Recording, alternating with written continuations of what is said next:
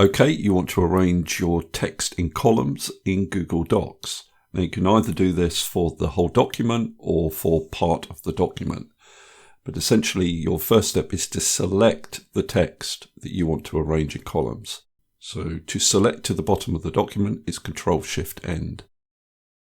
Then I go to the Format menu and then to Columns. And you can see I can arrange the text in 2 columns or 3 columns. So 2 columns for what I want.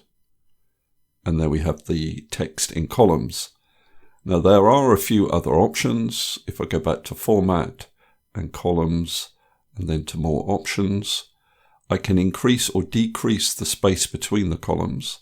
To increase the space, just use these little arrow buttons. But if you want to decrease it, you need to type in the value. You can also show a line between the columns if you so wish, then click on Apply. Now another tip for you, you can see that this heading, together with 3 lines of text, appears at the bottom of this column. Say I want it to appear at the top of the following column. All I do is I place my cursor at the beginning of that heading, then I go to Insert, then to Break, then to Column Break. And you can see the heading is now at the top of the second column.